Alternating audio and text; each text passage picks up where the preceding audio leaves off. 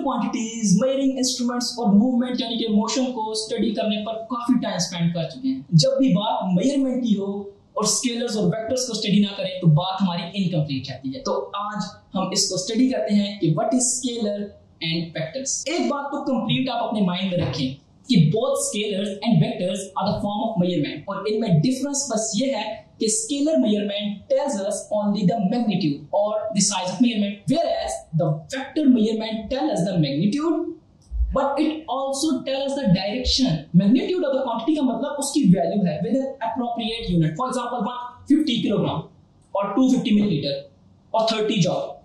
Scalars की example है सारी। स्केलर्स को हम लेंथ, मास, टाइम या फिर वॉल्यूम वगैरह कह सकते हैं। अच्छा, अभी हमने वेक्टर की बात की जिसमें हमने देखा कि it would be meaningless to describe a vector without direction. Vector की एग्जांपल्स में यही वेलोसिटी, डिस्प्लेसमेंट, फोर्स और टॉर्क वगैरह शामिल है। इसकी कंप्लीट डिस्क्रिप्शन इस तरह होती है। लेट्स से मैं कहता हूं कि मैं इस टेबल पर 5 न्यूटन फोर्स फॉरवर्ड डायरेक्शन में लगा रहा हूं। अभी जो मैंने बोला दूसरा इस पे फोकस करें तो आपको आइडिया होगा कि डिस्क्रिप्शन ऑफ फोर्स इनकम्प्लीट होती है अगर मैं इसकी डायरेक्शन को ना बताता।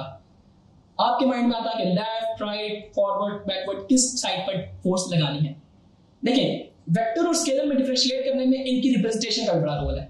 वेक्टर्स को बोल्ड लेटर से रिप्रेजेंट किया जाता है या फिर एरो ओवर द सिंबल हम लगाते हैं ताकि हमें पता चले कि ये क्वांटिटी वेक्टर क्वांटिटी है। इसके अलावा वेक्टर को रिप्रेजेंट करने का इंपॉर्टेंट और कॉमन तरीका बाय यूजिंग ग्राफ्स है।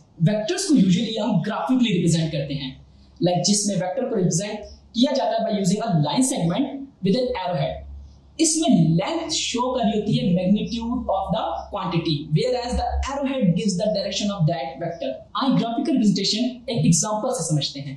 For example, we have to represent a force of 80 Newton acting toward north of east। इसको रिप्रेजेंट करने के लिए आपको 4 स्टेप्स देखने हैं। First, draw 2 lines which are perpendicular to each other, जिसमें horizontal line represent east west and the vertical line represent north and south as shown in your screen। Select a suitable scale to represent a given vector. For example, we may take a scale which represents 20 Newton by 1 centimeter line. Then draw a line according to scale in the direction of vector, यानी कि हमारे case में ये line 4 centimetre long होगी because each centimeter represent 20 Newton, and now put an arrowhead at the end of line as shown in your screen। तो अब ये जो लाइन है वो रिप्रेजेंट कर रही है 80 न्यूटन फोर्स को टुवर्ड्स नॉर्थ ईस्ट। तो यूं ओवरऑल हमने वेक्टर्स और उसकी रिप्रेजेंटेशन को स्टडी किया। हमने स्केलर्स और वेक्टर का डिफरेंस देखा और देखा कि डेली लाइफ में वेक्टर्स कैसे अपना रोल प्ले कर रहे होते हैं। अब हम नेक्स्ट वीडियो में कुछ टर्म्स को स्टडी करेंगे which are associated with the motion.